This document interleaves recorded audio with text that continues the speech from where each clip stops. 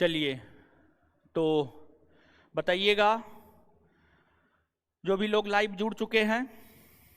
रवि कुमार, अमन कुमार, प्रियांशु राज, गायत्री कुमारी, निर्मला कुमारी, हरेंद्र गुड्डू यादव, रंजन कुमार, पिंटू कुमार, चंदन कुमार, राज ओबराय। चलिए, जो भी लोग जुड़ चुके हैं, आपको दिखाई सुनाई दे रहा है?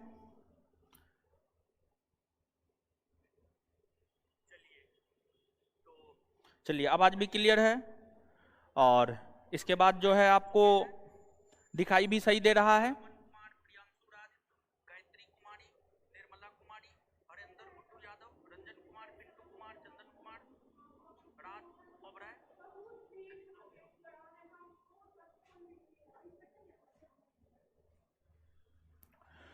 चलिए,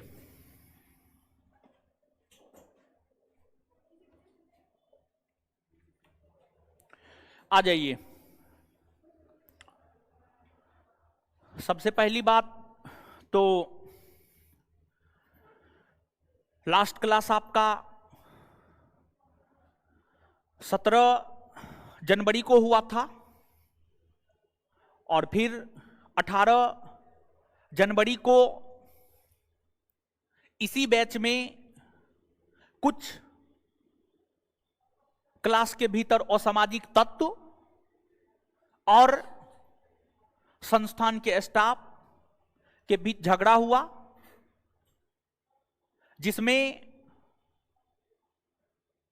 हमारी बहुत बड़ी बदनामी हुई, संस्थान की बहुत बड़ी बदनामी हुई, संस्थान का साख नीचे गिरा। खैर, इसके लिए कोई बात नहीं है, हम लोग रिजल्ट पर काम करने वाले लोग हैं, इसी वजह से बहुत ज्यादा हमें सोचने की कोई जरूरत नहीं है। जो असामाजिक तत्व संस्थान के भीतर इस प्रकार का काम किए हैं, उन्हें खुली चेतावनी है कि वो हमारा कुछ नहीं कर सकते हैं। सत्य परेशान हो सकता है लेकिन पराजित कभी नहीं हो सकता है। सत्य के मार्ग पर चलने वाले हम लोग हैं, इसलिए हमको आप परेशान कर सकते हैं लेकिन पराजित कदापि नहीं कर सकते हैं। और जो हुआ वो हुआ। जीवन में आगे बढ़ना है तो पीछे हुए चीजों को भूल करके आगे काम करना होता है, आगे मेहनत करना होता है। संस्थान के जिन भी स्टाफों ने गलती किया उन सभी को संस्थान से बाहर कर दिया गया है और उस घटना में जो भी छात्र शामिल होंगे उनको भी संस्थान से बाहर किया जा रहा है। यह क्लास फिलहाल 15 फरवरी तक ऑनलाइन चलेगा। आपका ऑनलाइन एडमिशन है, ऑफलाइन एडमिशन है, किसी भी मोड में आपका एडमिशन है, उससे कोई मतलब नहीं है। 15 फरवरी तक यह क्लास ऑनलाइन ही चलेगा, आपको ऑनलाइन ही करना है, ऑफलाइन बैच के छात्र को भी। और यह क्लास फ्री है। क्या जी, फ्री है ना? फ्री है। 15 फरवरी तक क्लास फ्री ही रहेगा। 15 फरवरी तक क्लास फ्री ही रहेगा। 15 फरवरी तक आप क्लास कीजिए ऑनलाइन और 15 फरवरी से नया बिल्डिंग प्रिपेयर्ड हो गया है, वहां पर लाइटिंग का काम करवाना बाकी है। लाइटिंग का काम हो रहा है, बेंच डेस्क लग रहा है।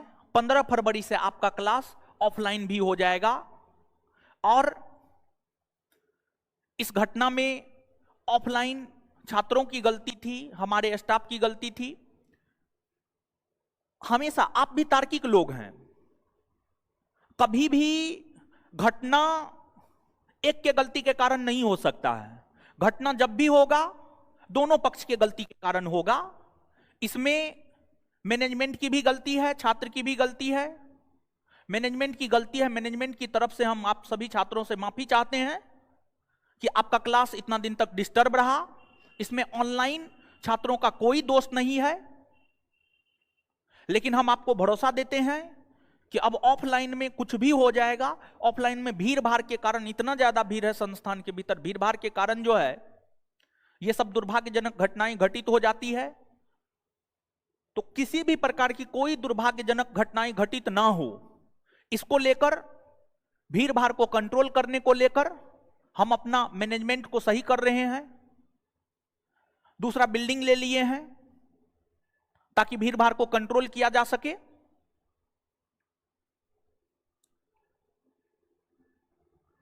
लेकिन अब कुछ भी घटना हो जाए संस्थान में, आपका क्लास नहीं रुकेगा, क्योंकि ऑनलाइन सेटअप हम अपने रूम पर भी बैठा लिए हैं। हम क्लास से क्लास नहीं भी ले पाए, हम अपने रूम से क्लास लेंगे। तो एक आपको भरोसा देते हैं कि अब आगे से कोई क्लास आपका डिस्टर्ब नहीं होगा। हम आपको इतिहास पढ़ा रहे थे, और हम आपको इतिहास पढ़ा रहे थे। इतिहास, टेलीग्राम पे मैसेज किया जी, क्लास लाइव हो गया है, क्या है मैसेज?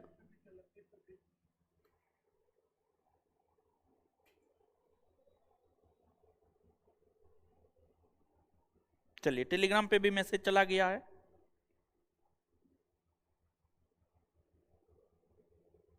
ऑनलाइन किसी भी सिचुएशन में क्लास बंद नहीं होगा। सिलेबस खत्म करना हमारी जिम्मेवारी है, सिलेबस खत्म करना हमारी जिम्मेवारी है, हम सिलेबस खत्म करेंगे। ठीक है, अभी नोटिफिकेशन भी नहीं आया है, तो इसलिए बहुत ज्यादा सिलेबस को लेकर के आपको चिंतित होने की जरूरत नहीं है। सिलेबस खत्म करना हमारी जिम्मेवारी है, हम सिलेबस खत्म करेंगे। पहला बैच दूसरा बैच को ज्यादा टाइम दिए हैं आज तक। अगर आप लोग का बिहेव ठीक रहा तो आगे आपके बैच को भी एक्स्ट्रा टाइम देंगे। एक्स्ट्रा टाइम देंगे तो स्वाभाविक सी बात है सिलेबस खत्म होगा। अभी नोटिफिकेशन भी नहीं आया, नोटिफिकेशन आने के 5 से 6 माह बाद परीक्षा होता है। तो अभी सिलेबस खत्म करने के लिए मेरे पास कम से कम 6 महीना समय है, और 6 महीना में हम आराम से सिलेबस को खत्म कर देते हैं। तो इसलिए आप बेहिचक, बिना चिंता के सिर्फ अपने काम पे फोकस करें, पढ़ने पे फोकस करें। सिलेबस खत्म करना हमारी जिम्मेवारी है, हमको सोचना है, आपको सोचने की कोई जरूरत नहीं है। उसके लिए हम सफिशिएंट हैं, हमको सोचने भी आता है, हमको सिलेबस खत्म करने भी आता है। तो अब आ जाइए, इतिहास के अंतर्गत आपको पाषाण युग पढ़ा दिए हैं। पाषाण युग के बाद हड़प्पा सभ्यता पढ़ा दिए हैं। हड़प्पा सभ्यता के बाद वैदिक सभ्यता पढ़ा दिए हैं। 18 तारीख को मेरा क्लास होने वाला था, वैदिक सभ्यता का अंतिम क्लास होता, और वैदिक सभ्यता हम आपको पढ़ा चुके हैं। थोड़ी बहुत जानकारी हमें देनी थी, लेकिन अब वो हम आपको देंगे नहीं, आप नोट से पढ़ लीजिएगा। अगले चैप्टर की शुरुआत करने जा रहे हैं। चैप्टर नंबर 4 की शुरुआत करने जा रहे हैं। चैप्टर नंबर 4 की शुरुआत करने जा रहे हैं। और जो चैप्टर नंबर 4 की शुरुआत करने जा रहे हैं, चैप्टर नंबर 4 में है सामाजिक धार्मिक सुधार आंदोलन। चैप्टर नंबर 4 में है सामाजिक धार्मिक सुधार आंदोलन। और सभी लोगों से आग्रह है कि संस्थान के यूट्यूब चैनल है ज्ञान बिंदु जीएस एकेडमी, टेलीग्राम चैनल है ज्ञान बिंदु जीएस एकेडमी पटना, एप्लीकेशन है ज्ञान बिंदु GS academy Patna. Total social site को ज्वाइन कर लेना है, क्लास से संबंधित सभी प्रकार की जानकारी दी जाएगी। और यूट्यूब पर प्रीवियस ईयर का क्लास और करंट का क्लास लगाया जाएगा। टेलीग्राम पर क्विज करवाया जाएगा, क्लास से संबंधित सूचना दी जाएगी। तो सभी सोशल साइट को आप ज्वाइन करके रखें, समझ गए? चलिए, अब आ जाते हैं हम लोग अपने अगले चैप्टर की ओर प्रस्थान करते हैं। और अगला चैप्टर हम लोग पढ़ना प्रारंभ करते हैं। हम लोगों का जो चैप्टर है वह है आपको प्राचीन भारत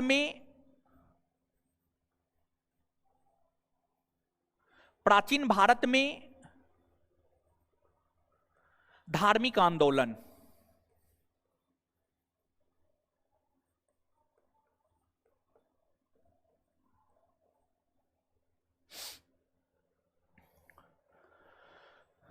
प्राचीन भारत में धार्मिक आंदोलन, प्राचीन भारत में धार्मिक आंदोलन, यह चैप्टर काफी महत्वपूर्ण है। और धीरे धीरे आप पढ़ते जाइए, हर चीज समझते जाइएगा।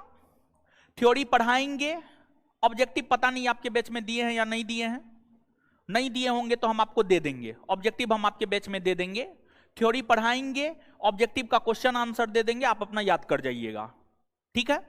अब आइए पढ़ते हैं। देखिए, वैदिक सभ्यता का अंत 600 ईस्वी पूर्व में हुआ माना जाता है। 600 ईस्वी पूर्व में आखिरकार वैदिक सभ्यता का अंत क्यों हुआ? 600 ईस्वी पूर्व में आखिरकार वैदिक सभ्यता का अंत क्यों हुआ? तो आप थोड़ा सा चीजों को याद कीजिए। थोड़ा सा जब आप चीजों को याद करेंगे तो आपको याद आएगा कि वैदिक सभ्यता को हम लोगों ने 2 भागों में बांटकर पढ़ा, ऋग वैदिक काल, उत्तर वैदिक काल। ऋग वैदिक काल 1500 ईस्वी पूर्व से 1000 ईस्वी पूर्व, उत्तर वैदिक काल 1000 ईस्वी पूर्व से 600 ईस्वी पूर्व। उत्तर वैदिक काल में काफी जटिलता आ गई थी, राजनीतिक, सामाजिक, आर्थिक, धार्मिक, हर व्यवस्था में जटिलता आ गई थी, हर व्यवस्था में जटिलता आ गई थी, हर व्यवस्था में जटिलता आ गई थी। मतलब जहां ऋग्वैदिक काल में विवाह 2 प्रकार से होते थे, अनुलोम और प्रतिलोम विवाह, वहीं उत्तर वैदिक काल में विवाह 8 प्रकार से होने लगे। ब्रह्म विवाह, देव विवाह, आर्य विवाह, प्रजापत्य विवाह, असुर विवाह, पैशाच विवाह, राक्षस विवाह, गंधर्व विवाह। एक तो ये हो गया। ऋग्वैदिक काल में अगर देखा जाए तो कर्मकांडों का प्रचलन नहीं हुआ था, बड़े बड़े यज्ञ नहीं होते थे, लेकिन उत्तर वैदिक काल में बड़े स्तर पर कर्मकांडों का प्रचलन हो चला था, बड़े स्तर पर कर्मकांडों का प्रचलन हो चला था। और वैदिक काल में जिस धर्म को लोग माना करते थे उसे वैदिक धर्म या ब्राह्मण धर्म कहा जाता था, उसे वैदिक धर्म या ब्राह्मण धर्म कहा जाता था। तो जो वैदिक धर्म या ब्राह्मण धर्म वैदिक काल के दौरान प्रचलन में थे, उस ब्राह्मण धर्म में मोक्ष की प्राप्ति को लेकर बड़े बड़े कर्मकांड के प्रचलन हो चले थे और बड़ा बड़ा यज्ञ धनवान लोग करवा करके मोक्ष प्राप्त कर लेते थे, लेकिन वहीं जो गरीब लोग थे उन्हें मोक्ष नहीं मिल पाता था। और मानव के जीवन का लक्ष्य हमेशा से मोक्ष प्राप्त करना रहा है, मानव के जीवन का लक्ष्य हमेशा से मोक्ष प्राप्त करना रहा है। चाहे आज का मानव हो, प्राचीन काल के मानव हो, किसी भी कालखंड के मानव हो, मानव का लक्ष्य है मोक्ष प्राप्त करना, मानव का लक्ष्य है मोक्ष प्राप्त करना। तो मोक्ष प्राप्ति मानव के जीवन का लक्ष्य था। और ब्राह्मण धर्म में मोक्ष प्राप्ति के लिए बड़े बड़े यज्ञ आपको करवाने पड़ते, मोक्ष प्राप्ति के लिए बड़े बड़े यज्ञ आपको करवाने पड़ते। तो अब मोक्ष प्राप्ति को लेकर बड़े बड़े यज्ञ करवाने पड़ते। हर लोग धनवान नहीं है कि यज्ञ करवा करके मोक्ष प्राप्त कर लेंगे। जैसे आज आप देख सकते हैं, आपके समाज में कुछ लोग गरीब हैं, कुछ बहुत गरीब हैं, कुछ अमीर हैं, बहुत अमीर हैं। तो जो अमीर हैं उनको तो सब चीज मिल जाएगा, लेकिन जो गरीब हैं उनको तो कुछ भी नहीं मिलेगा। और मोक्ष प्राप्त करना तो सबके जीवन का लक्ष्य है, चाहे गरीब हो या अमीर। तो जो ब्राह्मण धर्म था जिसमें बड़े कर्मकांडों का प्रचलन हो चला था, उस ब्राह्मण धर्म के खिलाफ 6ठी शताब्दी ईस्वी पूर्व में ब्राह्मण धर्म के खिलाफ 6ठी शताब्दी ईस्वी पूर्व में 62 अन्य संप्रदाय या धर्मों का उदय हुआ। जो 62 अन्य संप्रदाय या धर्मों का उदय हुआ था, उस 62 संप्रदाय या धर्म में बौद्ध धर्म, जैन धर्म, भौतिकवादी धर्म, नियतिवाद धर्म, ये सभी कुछ प्रमुख धर्म थे जो 6ठी शताब्दी ईस्वी पूर्व में स्थापित हुए। लेकिन 62 संप्रदायों में जो 2 संप्रदाय सबसे ज्यादा, 62 संप्रदायों में जो 2 संप्रदाय सबसे ज्यादा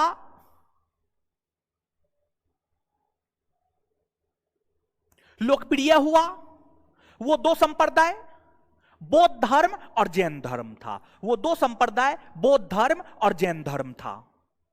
बौद्ध धर्म और जैन धर्म था। तो ब्राह्मण धर्म के खिलाफ टोटल 62 संप्रदाय का उदय हुआ।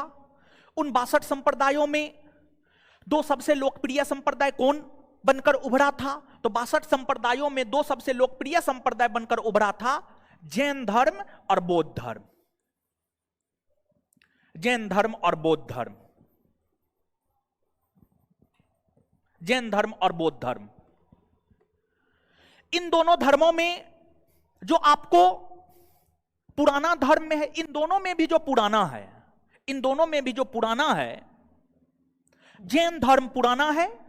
क्योंकि जैन धर्म की उत्पत्ति, ऐसी मान्यता है कि जैन धर्म की उत्पत्ति 900 ईस्वी पूर्व में हुआ है। 900 ईस्वी पूर्व में जैन धर्म की उत्पत्ति हुई है। वहीं अगर हम बौद्ध धर्म की बात करें तो आप याद कीजिए, बौद्ध धर्म के संस्थापक कौन थे? महात्मा बुद्ध। महात्मा बुद्ध या गौतम बुद्ध। महात्मा बुद्ध का जन्म कब हुआ है? आप सभी लोग जानते होंगे, नहीं जानते हैं तो आप जानिए। जो महात्मा बुद्ध है, महात्मा बुद्ध का जन्म हुआ है 563 ईसा पूर्व में। 563 ईसा पूर्व में इनका जन्म हुआ है। इनका जन्म हुआ है 563 ईसा पूर्व में इनका जन्म हुआ है। और इन्हें ज्ञान की प्राप्ति 35 वर्ष की अवस्था में हुआ है। इन्हें ज्ञान की प्राप्ति 35 वर्ष की अवस्था में हुआ है। तो 563 ईस्वी पूर्व में 35 वर्ष और आप जोड़ दीजिए। 563 ईस्वी पूर्व में 35 वर्ष आप जोड़ दीजिए तो 563 में से 35, ऐसे यहां पर घटाना होगा, ईस्वी पूर्व है तो 563 ईस्वी पूर्व में से 35 घटाइए। 35 वर्ष की अवस्था में उन्हें ज्ञान की प्राप्ति हुई है। 13 में से 5 जाएगा 8, 5 में से 3 जाएगा 2, 5, 528 ईस्वी पूर्व। 528 ईस्वी पूर्व उन्हें ज्ञान की प्राप्ति 35 वर्ष की अवस्था में हुआ। जब उन्हें ज्ञान की प्राप्ति 35 वर्ष की अवस्था में हुआ तो उन्होंने एक नए धर्म की स्थापना की जिसे बौद्ध धर्म कहा जाता है। और उन्हें ज्ञान की प्राप्ति 35 वर्ष की अवस्था में हुई है, अर्थात 528 ईस्वी पूर्व में उन्होंने बौद्ध धर्म की स्थापना की है। तो बौद्ध धर्म की स्थापना की अगर हम बात करें तो जो बौद्ध धर्म की स्थापना है, बौद्ध धर्म की स्थापना 528 ईस्वी पूर्व में हुआ है। 528 ईस्वी पूर्व में बौद्ध धर्म की स्थापना हुई है। और ईस्वी पूर्व और ईस्वी हम आपको बताए हुए हैं। ईस्वी पूर्व और ईस्वी जो है हम आपको बताए हुए हैं। तो ईस्वी पूर्व ईस्वी हम आपको बताए हुए हैं। उस आधार पर आप स्वयं सोच लीजिए कि बौद्ध धर्म की उत्पत्ति 528 ईस्वी पूर्व में हुई है, वहीं जैन धर्म की उत्पत्ति 900 ईस्वी पूर्व में हुई है। तो कौन धर्म प्राचीनतम है, कौन धर्म पुराना है? अगर हम इन धर्मों में पुराने धर्मों की बात करें तो दोनों धर्मों में पुराना धर्म जैन धर्म है। दोनों धर्मों में पुराना धर्म जैन धर्म है। इसलिए सबसे पहले हम लोग जैन धर्म को पढ़ लेते हैं और जैन धर्म को पढ़ने के बाद जो हम लोग बौद्ध धर्म को पढ़ लेंगे। जैन धर्म को पढ़ने के बाद हम लोग बौद्ध धर्म को पढ़ लेंगे। और ध्यान रहे कि नोट में इस बात का उल्लेख नहीं है कि जैन धर्म की उत्पत्ति या जैन धर्म की स्थापना 900 ईस्वी पूर्व में हुई है और बौद्ध धर्म की स्थापना 528 ईस्वी पूर्व में हुई है। इसलिए आप इस बात को नोट डाउन कर लीजिएगा। शॉर्ट भाषा में, आप अपने भाषा में, हम इसको लिखाएंगे नहीं। एक बार हम पुनः दोहरा देते हैं। जैन धर्म की उत्पत्ति 900 ईस्वी पूर्व में हुई मानी जाती है, तो वहीं बौद्ध धर्म की उत्पत्ति 528 ईस्वी पूर्व में हुई मानी जाती है। बौद्ध धर्म की उत्पत्ति 528 ईस्वी पूर्व में हुई मानी जाती है। पुराना जैन धर्म है, इसलिए हम लोग सबसे पहले जैन धर्म को पढ़ते हैं। जैन धर्म को पढ़ने के बाद जो है हम लोग बौद्ध धर्म को पढ़ेंगे, ठीक है। तो जैन धर्म, क्लास फ्री है ना जी, ताकि बच्चा क्लास कर सके।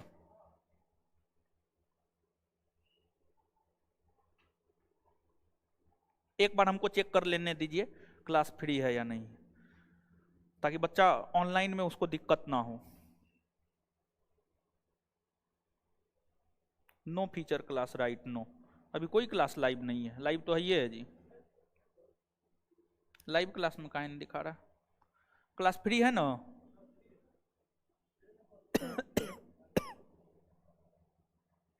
हाँ, व्यू डेमो बाय नो मेरे में भी है, और मेरे में तो चल रहा है, मतलब क्लास फ्री है। हाँ क्लास फ्री है, क्लास फ्री है।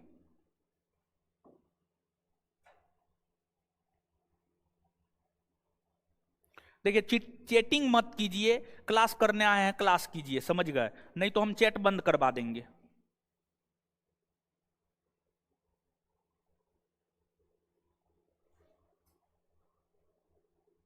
हाँ फ्री है, चलिए आ जाइए।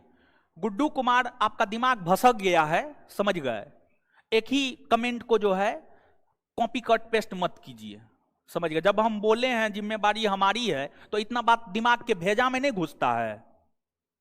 नहीं घुसता है तो आइए मेरे सामने, हम घुसा देंगे 2 मिनट में।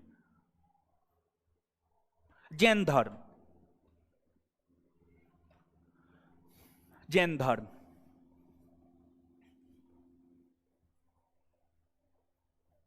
जैन धर्म। देखिए जैन, जैन जो शब्द है, जैन शब्द की उत्पत्ति संस्कृत भाषा के जीन से हुआ है। संस्कृत भाषा के जीन शब्द से, संस्कृत भाषा के जीन शब्द से, संस्कृत भाषा के जीन शब्द से जैन शब्द की उत्पत्ति हुई है। और जीन का अर्थ होता है विजेता, जीन का अर्थ होता है विजेता, जीन का अर्थ विजेता होता है, जीन का अर्थ विजेता होता है, जीन का अर्थ विजेता होता है। जैन धर्म को जब आप पढ़ेंगे तो आपको यह मालूम होगा कि जैन धर्म में कुल 24 तीर्थकर हुए, 24 मार्गदर्शक हुए, 24 पथ प्रदर्शक हुए। तीर्थकर कहिए, मार्गदर्शक कहिए, पथ प्रदर्शक कहिए, जो भी कहना है आप कह लीजिए। तीर्थकर कहिए, मार्गदर्शक कहिए या पथ प्रदर्शक कहिए, जो भी कहना है आप कह लीजिए। तो जैन धर्म में टोटल 24 तीर्थकर हुए। जैन धर्म में टोटल 24 तीर्थकर हुए। 24 तीर्थकर में ऋषभदेव, अजीतनाथ, संभवनाथ, मल्लीनाथ, नेमीनाथ, अरिष्टिनेमी, पार्श्वनाथ, महावीर स्वामी, ये तमाम तीर्थकर हुए। इन तीर्थकरों में, जैन तीर्थकरों से संबंधित कुछ प्रारंभिक बातें हैं, कुछ प्रारंभिक जानकारियां हैं, इसको आप ध्यान से सुनिएगा। जैन तीर्थकरों में 2 तीर्थकर ऐसे हैं जिसकी चर्चा ऋग्वेद में भी देखने को मिलती है। 2 जैन तीर्थकर ऐसे हैं जिनकी चर्चा ऋग्वेद में भी देखने को मिलती है। एक है प्रथम तीर्थकर ऋषभदेव, ऋषभदेव। और जो ऋषभदेव है, इनका संबंध अयोध्या के क्षेत्र से था। अयोध्या के क्षेत्र से मतलब इनका जन्म अयोध्या में हुआ था, अयोध्या में पले बढ़े थे, अयोध्या में ज्ञान का इन्होंने प्रचार प्रसार किया। तो इनका जो संबंध है अयोध्या के क्षेत्र से है, इनका संबंध अयोध्या के क्षेत्र से है। और अयोध्या कहां है? उत्तर प्रदेश में है। उत्तर प्रदेश में अयोध्या है, लखनऊ के बगल में है। और एक 22वें जैन तीर्थकर है, उनका नाम है अरिष्टिनेमी, उनका नाम है अरिष्टिनेमी, उनका नाम है अरिष्टिनेमी। और जो अरिस्टीनेमी है ये 22वें जैन तीर्थकर हैं, और अरिस्टीनेमी का भी जिक्र ऋग्वेद में देखने को मिलता है। तो 24 जैन तीर्थकरों में ये दो ऐसे जैन तीर्थकर हैं जिसकी चर्चा ऋग्वेद में देखने को मिलती है, एक ऋषभदेव और दूसरा अरिस्टीनेमी। दूसरी बात, आप भगवान कृष्ण के विषय में सुनते होंगे, महाभारत आप जानते होंगे। महाभारत के विषय में हमने आपको बताया है, जो महाभारत है, महाभारत भारत का सबसे बड़ा महाकाव्य है। महाभारत में कौरव और पांडव के बीच युद्ध हुआ है। पांडव के तरफ से भगवान कृष्ण थे, भगवान कृष्ण ने अर्जुन को उपदेश दिया है, ये सब बात हम आपको क्लास में बताए हुए हैं। तो भगवान कृष्ण का निकट संबंधी अरिस्टीनेमी को बताया जाता है। जो अरिस्टीनेमी है, अरिस्टीनेमी को भगवान कृष्ण का निकट संबंधी बताया जाता है, भगवान कृष्ण का निकट संबंधी बताया जाता है।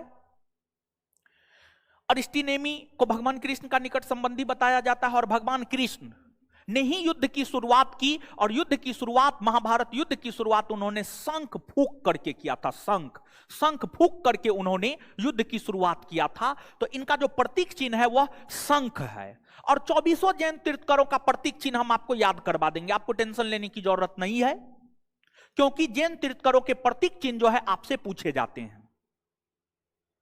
भले ही कहने के लिए 24 जैन तीर्थकर हुआ हो, भले ही कहने के लिए 24 जैन तीर्थकर हुआ हो, लेकिन दो मात्र ऐसे जैन तीर्थकर हैं जिनका विवरण इतिहास की पुस्तकों में है।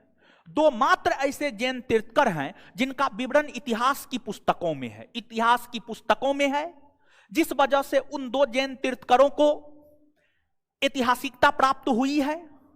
जैसे आपको इस बात को याद रखना है कि दो जैन तीर्थकरों की चर्चा ऋग्वेद में है, उसी प्रकार से इस बात को भी आपको काफी स्पष्टता पूर्वक याद रखनी है कि दो जैन तीर्थकरों को ऐतिहासिकता प्राप्त है, दो जैन तीर्थकरों को ऐतिहासिकता प्राप्त है। जो दो जैन तीर्थकरों को ऐतिहासिकता प्राप्त है, दो जैन तीर्थकरों को ऐतिहासिकता प्राप्त है, वो दो तीर्थकर हैं। 23वां तीर्थकर पार्श्वनाथ और 24वां तीर्थकर महावीर स्वामी। 24वां तीर्थकर महावीर स्वामी, 24वां तीर्थकर महावीर स्वामी, ये दोनों ऐसे जैन तीर्थकर हैं जिन्हें ऐतिहासिकता प्राप्त है, मतलब जिनका विवरण ऐतिहासिक ग्रंथों में देखने को मिलता है, जिनका विवरण ऐतिहासिक ग्रंथों में देखने को मिलता है। और मुख्य तौर पर परीक्षा में जो प्रश्न आता है, इन्हीं दो जैन तीर्थकरों से मुख्य तौर पर प्रश्न आता है, और इन दोनों में भी मुख्य तौर पर जो परीक्षा में प्रश्न आता है वह महावीर स्वामी से आता है, महावीर स्वामी से आता है।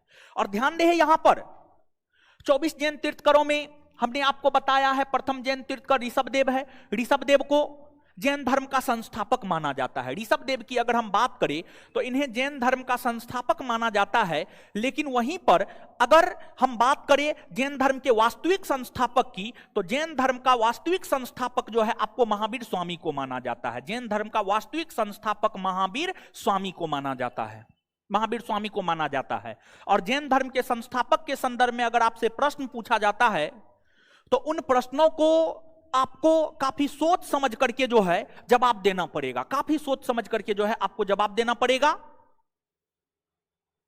और काफी सोच समझ करके जवाब देना पड़ेगा जैन तीर्थकरों को लेकर।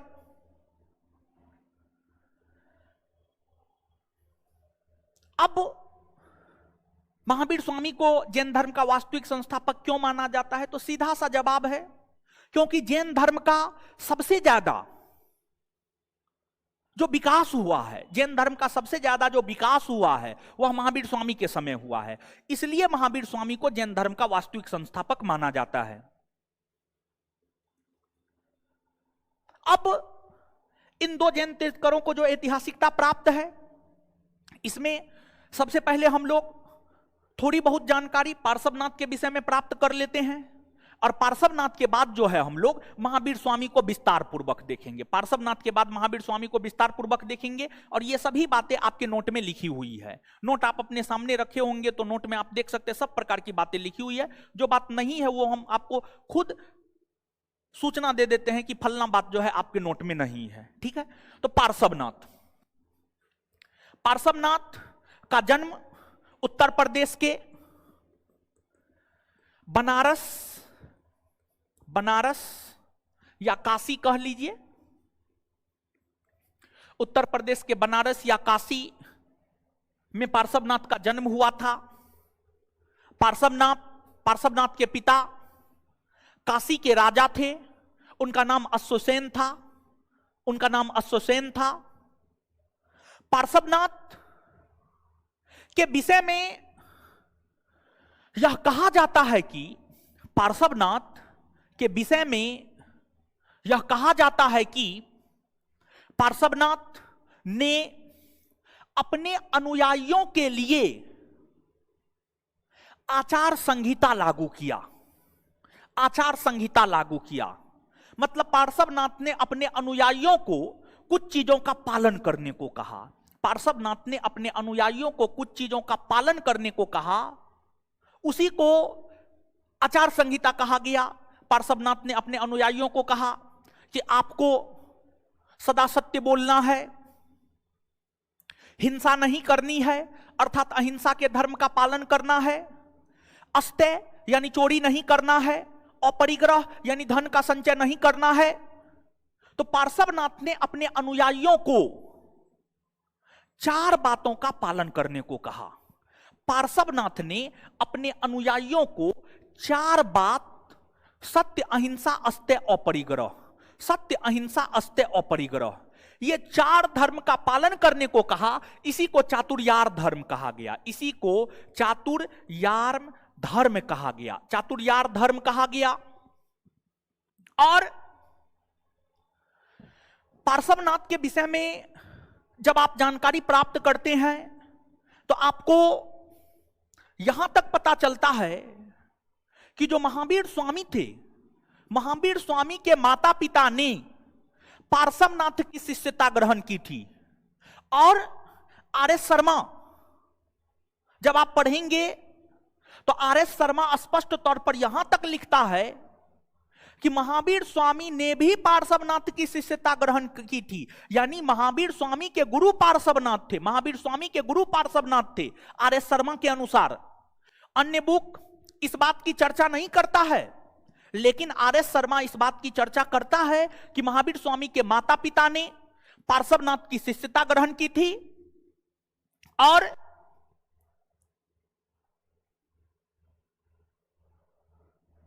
महावीर स्वामी ने भी स्वयं पार्श्वनाथ की शिष्यता ग्रहण की थी। अब इसमें कितनी सच्चाई है वो आर.एस. शर्मा ही जाने। इतना ही नहीं बल्कि जो पार्श्वनाथ है, पार्श्वनाथ के विषय में यहां तक कहा जाता है कि उन्होंने स्त्रियों को भी, महिलाओं को भी अपने धर्म में, जैन धर्म में, महिलाओं को भी जैन धर्म में शामिल किया था। क्योंकि पार्श्वनाथ के शासनकाल को जब हम लोग पढ़ते हैं, पुष्पचूला नामक एक महिला का विवरण मिलता है और कहा जाता है कि पुष्पचूला जैन संघ की अध्यक्षता किया करती थी। पुष्पचूला जैन संघ की अध्यक्षता किया करती थी और जब पुष्पचूला नामक स्त्री जैन संघ की अध्यक्षता किया करती थी तो स्वाभाविक सी बात है, हम यह बात कह सकते हैं कि महिलाओं को जैन संघ में शामिल होने की अनुमति मिल चुकी थी। महिलाओं को जैन संघ में शामिल होने की अनुमति जो है मिल चुकी थी। पार्श्वनाथ के बाद जो 24वें और अंतिम जैन तीर्थकर है महावीर स्वामी, जिन्हें कि जैन धर्म का वास्तविक संस्थापक माना जाता है। अब हम लोग यहां पर महावीर स्वामी के विषय में विस्तार पूर्वक चीजों को जानते हैं, महावीर स्वामी के विषय में विस्तार पूर्वक चीजों को जानते हैं।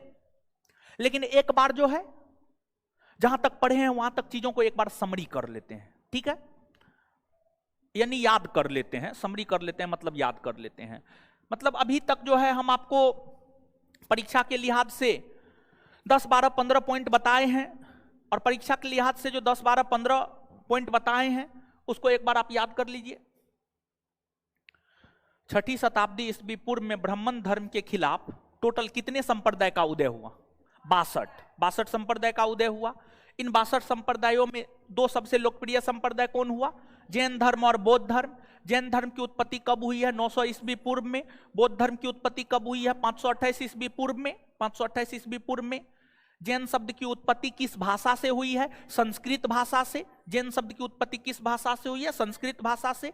संस्कृत भाषा के किस शब्द से? जिन शब्द से। जिन का अर्थ क्या होता है? विजेता। जिन का अर्थ क्या होता है? विजेता। जैन धर्म में टोटल कितने तीर्थकर हुए? 24 तीर्थकर। जैन धर्म में टोटल कितने तीर्थकर हुए? 24 तीर्थकर हुए। 24 तीर्थकर हुए। कितने जैन तीर्थकरों की चर्चा ऋग्वेद में है? 2 जैन तीर्थकर। कौन कौन? ऋषभदेव और अरिष्टिनेमि। ऋषभदेव के में तीर्थकर है? प्रथम। अरिष्टिनेमि के में तीर्थकर है? 22वें तीर्थकर है। ऋषभदेव का संबंध किस क्षेत्र से है? अयोध्या से। किस क्षेत्र से है? अयोध्या से। जैन धर्म का संस्थापक कौन है? ऋषभदेव। अरिष्टिनेमि का संबंध किस ईश्वर से जोड़कर देखा जाता है? भगवान कृष्ण से। कितने जैन तीर्थकरों को ऐतिहासिकता प्राप्त है? 2 जैन तीर्थकरों को। कौन कौन? पार्श्वनाथ और महावीर स्वामी। पार्श्वनाथ और महावीर स्वामी। पार्श्वनाथ क्या में जैन तीर्थकर हैं? 23 में है। महावीर स्वामी क्या में है? 24 में या अंतिम है। पार्श्वनाथ का जन्म कहां हुआ था? उत्तर प्रदेश के बनारस में। इनके पिता कौन थे? अश्वसेन थे। चातुर्यार धर्म की स्थापना जैन धर्म के अंतर्गत किसने की? तो पार्श्वनाथ ने की। पार्श्वनाथ के अनुयायियों को निर्ग्रंथ कहा जाता था। पार्श्वनाथ के अनुयायियों को क्या कहा जाता था? निर्ग्रंथ। निर्ग्रंथ समझिए, निर्ग्रंथ। निर्ग्रंथ कहा जाता था। पार्श्वनाथ के अनुयायियों को निर्ग्रंथ कहा जाता था। और आर.एस. शर्मा के अनुसार क्या महावीर स्वामी के माता पिता और स्वयं महावीर स्वामी ने पार्श्वनाथ की शिष्यता ग्रहण की थी? हाँ या ना? तो एकदम हाँ की थी। इतना बात आपको याद हो गया होगा। जैन धर्म का वास्तविक संस्थापक कौन है? महावीर स्वामी।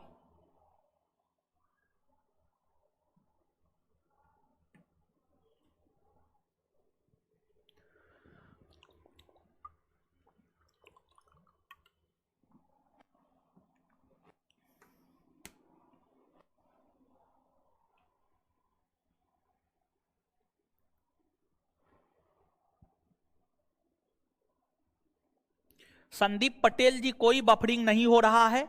आपके मोबाइल में दिक्कत है। सिद्धार्थ सिंह जी, कोई बफरिंग नहीं हो रहा है। कोई बफरिंग नहीं हो रहा है। कोई बफरिंग नहीं हो रहा है। यहां पर हम स्वयं देख रहे हैं। आप देख सकते हैं, मोबाइल हमारे सामने है, हम स्वयं देख रहे हैं। यहां पर कोई बफरिंग नहीं हो रहा। आप में दिक्कत है। ठीक है।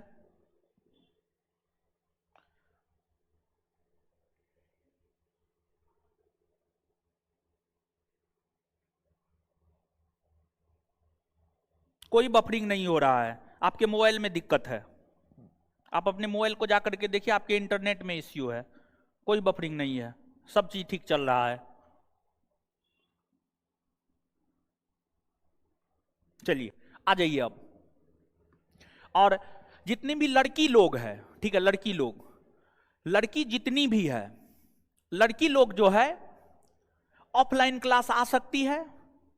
कल से नहीं, परसों से, मेरे क्लास से। सिर्फ लड़की ऑफलाइन क्लास अभी आ सकती है। सिर्फ लड़की ऑफलाइन क्लास आ सकती है। समझिए, सिर्फ लड़की। एक भी लड़का ऑफलाइन क्लास नहीं आएगा। लड़का का ऑफलाइन क्लास 15 फरवरी से शुरू होगा। सिर्फ लड़की ऑफलाइन क्लास आ सकती है, लड़की के अलावा कोई नहीं, लड़का एक भी नहीं। और अभिषेक कुमार जो बार बार मैसेज कर रहे हैं, आपको पढ़ने लिखने से मतलब है? कोई पढ़ने लिखने से मतलब नहीं है। तो जीवन भर ऐसे ये करते ही रह जाइएगा और कुछ होने जानी ना है आपको। आप भ्रम में मत रहिए कि आपको कुछ हो जाएगा। तो जो आवाज जा रहा है, 2-3 गो लड़की बैठी हुई है सामने में, बस उसी का आवाज जा रहा है। तो लड़की लोग क्लास आ सकती हैं ऑफलाइन, लड़का नहीं। लड़की लोग क्लास आ सकती है ऑफलाइन, लड़का नहीं। लड़का 15 फरवरी से, लड़की आ सकती है। ठीक है।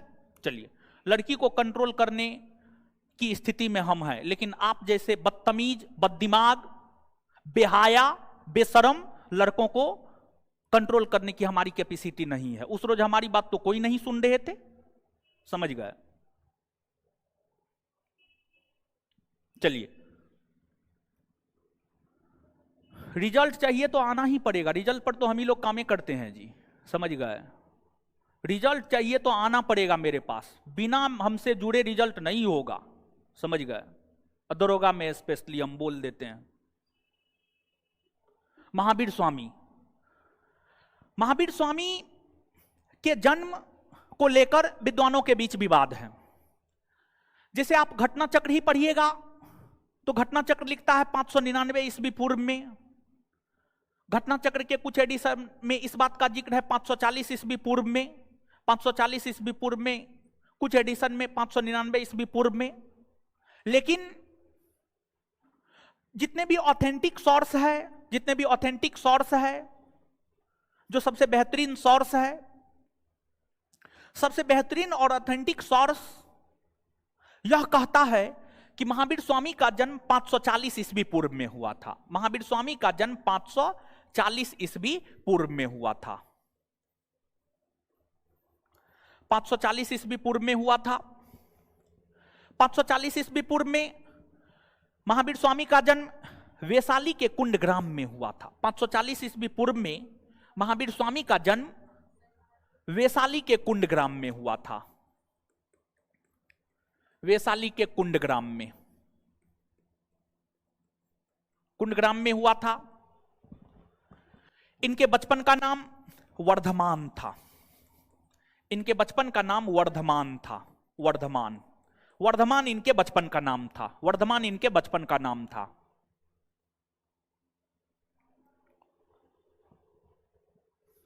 इनके पिता, इनके पिता का नाम सिद्धार्थ था।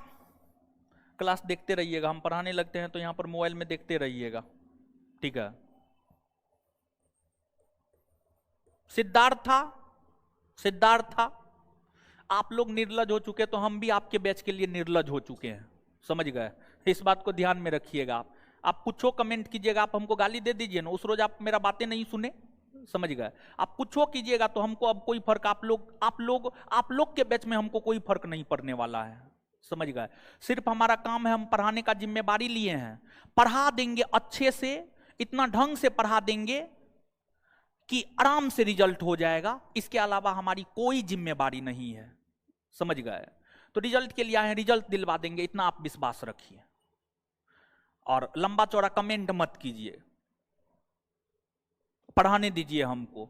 और आप पढ़ने आए हैं पढ़िए, और नहीं पढ़ने के लिए आए हैं तो स्किप हो जाइए। कुछ अवशिष्ट पदार्थ जो है ऑनलाइन क्लास कर रहे हैं, हमको ये बात पता है। पिता सिद्धार्थ थे। पिता कौन थे? सिद्धार्थ। और जो सिद्धार्थ थे,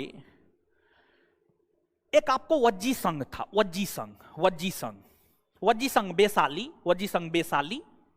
वज्जी संघ के भीतर एक ज्ञात्रिक कुल था। वज्जी संघ के भीतर, वज्जी संघ के भीतर एक ज्ञात्रिक कुल था। वज्जी संघ के भीतर जो ज्ञात्रिक कुल था, उस ज्ञात्रिक कुल के प्रधान सिद्धार्थ थे। वज्जी संघ के भीतर ज्ञात्रिक कुल था, उस ज्ञात्रिक कुल के प्रधान सिद्धार्थ थे। और सिद्धार्थ के ही पुत्र वर्धमान थे। वर्धमान ही जाकर के बाद में महावीर स्वामी कहलाए। वर्धमान ही जाकर के बाद में महावीर स्वामी कहलाए, जाकर महावीर स्वामी कहलाए।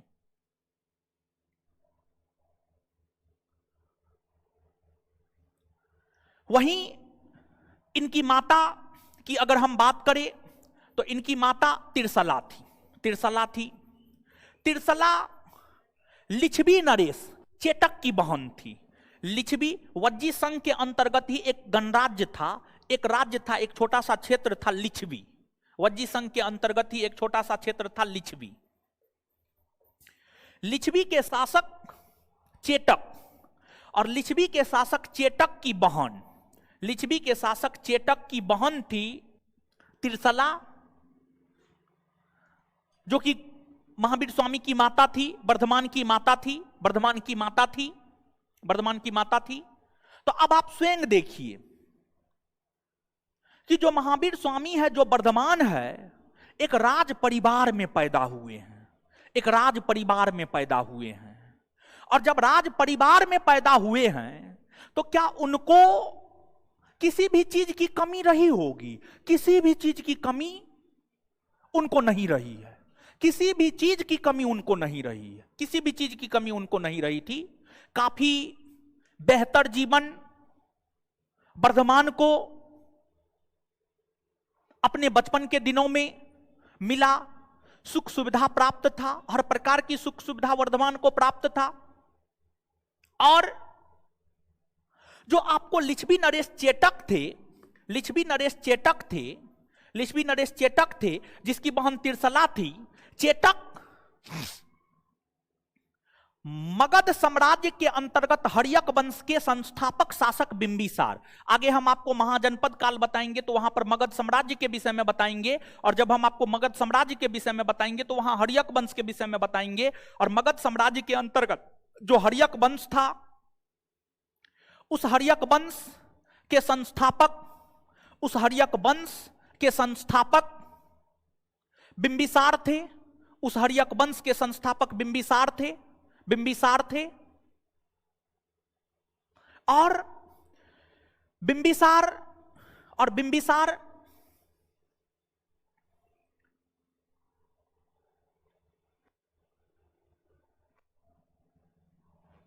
के ससुर चेटक थे, बिंबिसार के ससुर चेटक थे, बिंबिसार के ससुर। तो मगध साम्राज्य के अंतर्गत हर्यक वंश के संस्थापक बिंबिसार, बिंबिसार और बिंबिसार के ससुर थे चेटक। बिंबिसार के ससुर थे कौन? चेटक। बिंबिसार के ससुर थे चेटक। यानी चेटक ने अपनी पुत्री का विवाह बिंबिसार के साथ करवाया और चेटक ने अपनी बहन का विवाह सिद्धार्थ के साथ करवाया, जो कि वज्जी संघ के ज्ञात्रिक कुल के प्रधान थे।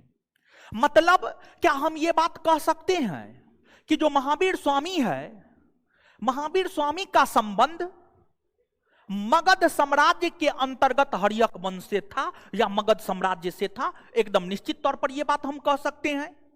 तो जो महावीर स्वामी है, महावीर स्वामी का संबंध, महावीर स्वामी का संबंध मगध साम्राज्य के अंतर्गत, मगध साम्राज्य के अंतर्गत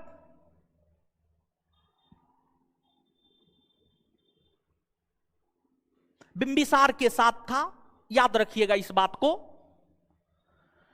महावीर स्वामी गृहस्थ जीवन में प्रवेश कर गए, राज परिवार में पैदा हुए थे, किसी भी चीज की कोई कमी नहीं थी। बिंबिसार का विवाह जाकर कुंडीय गोत्र की कन्या कुंडीय गोत्र की कन्या यशोदा के साथ हुआ। यशोदा के साथ हुआ। तो जो महावीर स्वामी की पत्नी थी, महावीर स्वामी की पत्नी की हम बात करें तो उसकी पत्नी आपको यशोदा थी। यशोदा उनकी पत्नी थी और ये कुंडीय गोत्र की थी। कौन गोत्र की थी? कुंडीय गोत्र, कुंडीय गोत्र की थी, कुंडीय गोत्र की थी उसकी पत्नी यशोदा। शादी विवाह हुआ, गृहस्थ जीवन में प्रवेश कर गए। महावीर स्वामी को यशोदा से एक पुत्री की प्राप्ति हुई। उस पुत्री का नाम था अनोजा प्रिय दर्शना। अनोजा प्रिय दर्शना, अनोजा प्रिय दर्शना, अनोजा प्रिय दर्शना। कालांतर में जाकर अनोजा प्रिय दर्शना का विवाह जमाली के साथ हुआ। अर्थात महावीर स्वामी के जो दामाद हुए वे आपको जमाली हुए। महावीर स्वामी के जो दामाद हुए वे आपको कौन हुए? जमाली हुए, जमाली हुए। भले ही महावीर स्वामी बाहरी तौर पर गृहस्थ जीवन में प्रवेश कर गए, लेकिन आंतरिक तौर पर महावीर स्वामी का मन काफी विचलित रहता था, मन काफी अशांत रहता था, मन काफी अशांत रहता था। और फिर बाद में जाकर महावीर स्वामी के पिता का निधन भी हो गया। महावीर स्वामी के पिता के निधन होने के बाद महावीर स्वामी अपने बड़े भाई नंदीवर्धन, महावीर स्वामी के बड़े भाई थे, महावीर स्वामी के बड़े भाई का नाम था नंदीवर्धन, बड़े भाई का नाम था नंदीवर्धन। महावीर स्वामी नंदीवर्धन से आज्ञा लेकर 30 वर्ष की अवस्था में, जब महावीर स्वामी का उम्र 30 वर्ष हो गया था, तो महावीर स्वामी अपने बड़े भाई नंदीवर्धन से आज्ञा लेकर 30 वर्ष की अवस्था में, 30 वर्ष की उम्र में गृह का त्याग कर दिए, घर छोड़ दिए। गृह का त्याग कर दिए महावीर स्वामी, घर छोड़ दिए। महावीर स्वामी घर छोड़ दिए। गृह त्याग करने के बाद महावीर स्वामी ज्ञान प्राप्ति को लेकर यत्र तत्र भटकने लगे। और महावीर स्वामी का जो सन्यासी जीवन है, यानी महावीर स्वामी ने जो घर छोड़ा, घर छोड़ने के बाद जो सन्यासी जीवन जीने लगे, एक सन्यासी की तरह रहने लगे। महावीर स्वामी के सन्यासी जीवन पर प्रकाश डालने का काम कल्पसूत्र नामक साहित्य करता है। कल्पसूत्र, और जो कल्पसूत्र है, कल्पसूत्र की रचना संस्कृत भाषा में भद्रबाहु के द्वारा किया गया था। संस्कृत भाषा में भद्रबाहु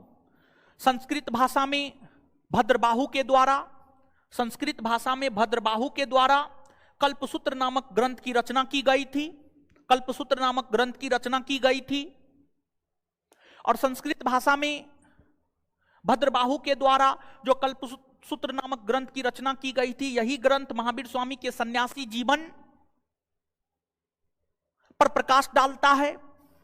और यह साहित्य यह भी बात कहता है कि महावीर स्वामी जब अपना घर छोड़े, तो घर छोड़ने के 11 माह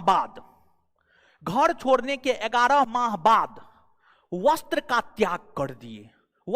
त्याग कर दिए। और महावीर स्वामी वस्त्र को बंधन का प्रतीक मानता था, रिश्ता का प्रतीक मानता था। वस्त्र को बंधन का प्रतीक, रिश्ता का प्रतीक मानता था। और उन्हें लगता था कि अगर हम वस्त्र पहने रहेंगे तो हम अपने परिवार के बंधन में बंधे रहेंगे। और महावीर स्वामी नहीं चाहते थे कि वे अपने परिवार के बंधन में बंधे रहे, बल्कि वे स्वतंत्र होना चाहते थे। इसलिए महावीर स्वामी ने गृह त्याग के 11 माह बाद वस्त्र का परित्याग कर दिया। और लगभग 12 वर्ष तक, जैसे आप ही लोग होंगे, बहुत सारे लोग 2 साल से पटना में पढ़ रहे होंगे, बहुत सारे लोग 5 साल से पटना में पढ़ रहे होंगे, बहुत सारे लोग 8 साल से तैयारी कर रहे होंगे। तो कुछ लोगों को साल भर में सफलता मिल जाती है, किन्हीं को 5 साल में और किन्हीं को 10 साल में सफलता मिलती है। तो महावीर स्वामी, और कभी कभी नहीं भी मिलती है, यह भी बात है। महावीर स्वामी 12 वर्ष तक कठोर तपस्या किए। 12 वर्ष तक कठोर तपस्या किए। और 12 वर्ष की कठोर तपस्या के बाद 12 वर्ष की कठोर तपस्या के बाद महावीर स्वामी को ज्ञान की प्राप्ति हुई। 12 वर्ष की कठोर तपस्या के बाद महावीर स्वामी को ज्ञान की प्राप्ति हुई। 12 वर्ष की कठोर तपस्या के बाद महावीर स्वामी को वैशाली के समीप जाम्भृक नामक गांव में वैशाली के समीप जाम्भृक नामक गांव में साल वृक्ष के नीचे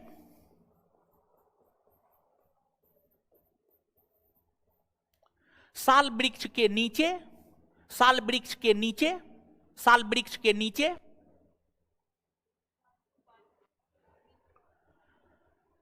तपस्या किए और इन्हें ज्ञान की प्राप्ति हुई। और जो वैशाली का जाम्भृक गांव है, यह ऋजुपालिका नदी के तट पर है। वैशाली का जो जाम्भृक गांव है, यह ऋजुपालिका नदी के तट पर है।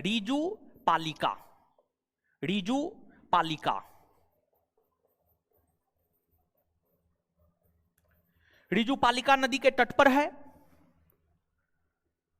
महावीर स्वामी को ज्ञान की प्राप्ति हुई। अब मान लिया जाए कि आज के डेट में ज्ञान प्राप्ति का मतलब क्या होता है। आज के डेट में ज्ञान प्राप्ति का मतलब होता है सरकारी नौकरी का होना। अगर आपको सरकारी नौकरी हो गया मतलब आपको ज्ञान प्राप्त हो गया। अगर आपको सरकारी नौकरी नहीं हुआ मतलब आपको ज्ञान प्राप्त नहीं हुआ। आज के संदर्भ में और उस समय ज्ञान प्राप्ति का मतलब क्या होता था? उस समय ज्ञान प्राप्ति का मतलब होता था अच्छे अच्छे विचारों का आपके भीतर आ जाना, अच्छे गुणों का आपके भीतर आ जाना, अपने इंद्रियां पर यानी आंख, नाक, कान, जीभ, त्वचा, इन चीजों पर कंट्रोल का हो जाना, मोक्ष प्राप्ति मानव कैसे कर पाएंगे इसका ज्ञान हो जाना ही यह समझा जाता था कि ज्ञान प्राप्त हो गया। तो महावीर स्वामी को ज्ञान की प्राप्ति हुई। अब जैसे आपको सरकारी नौकरी लग गया और आपको अगर मान लिया जाए कि सरकारी नौकरी लग गया, अरे एग्जॉस्टर बंद कर दीजिए महाराज, पंखा उंखा चल रहा है, एग्जॉस्टर चल रहा है, बंद कर दीजिए। काहे के लिए एग्जॉस्टर चलवा रहे हैं? ठीक है, इधर चल रहा है एग्जॉस्ट, यहां से बंद होगा। देखिए ध्यान दीजिएगा आप, ध्यान दीजिएगा आप इस चीज को।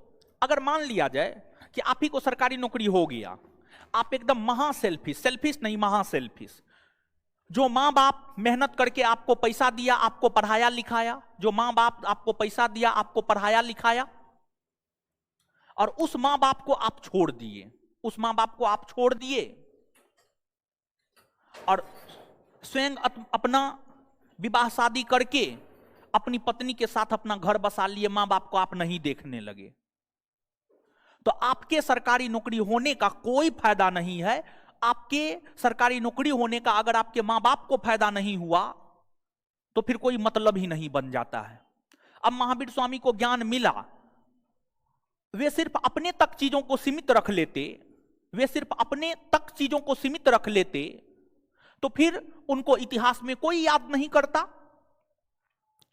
तो महावीर स्वामी को जो ज्ञान की प्राप्ति हुई, ज्ञान की रोशनी संसार के भीतर फैलाने के लिए महावीर स्वामी निकल पड़े। महावीर स्वामी निकल पड़े और महावीर स्वामी ने अपना पहला उपदेश राजगृह के विपुलाचल पहाड़ी में दिया था। महावीर स्वामी ने अपना पहला उपदेश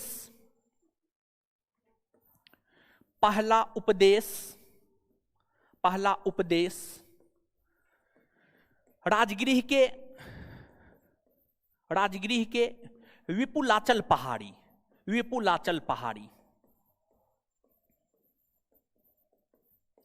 राजगृह के विपुलाचल पहाड़ी में महावीर स्वामी ने अपना पहला उपदेश दिया। और महावीर स्वामी ने अपने पहले उपदेश में इस बात की चर्चा की कि यह जो संसार है यह संसार दुख मूलक है, यह संसार दुख मूलक है। देखिए ध्यान दीजिएगा, आगे जब आप बौद्ध धर्म को पढ़ेंगे, महात्मा बुद्ध के विषय में पढ़ेंगे, तो महात्मा बुद्ध ने भी जो अपना उपदेश दिया है, उस उपदेश में महात्मा बुद्ध ने भी यही कहा है कि संसार दुखी है। उसी प्रकार से अगर हम महावीर स्वामी की बात करें तो महावीर स्वामी ने भी अपने पहले उपदेश में यही कहा है कि संसार दुख मूलक है, मतलब संसार दुखी है, संसार दुखी है, संसार दुखी है।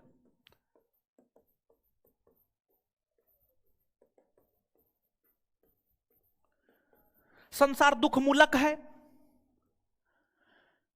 और जब महावीर स्वामी ने यह कहा कि संसार दुख मूलक है, मतलब संसार के लोग दुखी हैं, तो फिर आगे चल करके महावीर स्वामी ने यह भी कहा कि संसार के लोग जो दुखी हैं उसका कारण भय यानी डर और तृष्णा, उसका कारण भय यानी डर और तृष्णा, भय यानी डर और तृष्णा, भय यानी डर और तृष्णा। भय और तृष्णा दुखी का कारण है। और आगे चलकर महावीर स्वामी ने अपने प्रथम उपदेश में यह भी कहा कि अगर कोई व्यक्ति इस भय तृष्णा को समाप्त करना चाहता है तो उस व्यक्ति को सत्य के मार्ग पर चलना होगा, उस व्यक्ति को सत्य के मार्ग पर चलना होगा, उस व्यक्ति को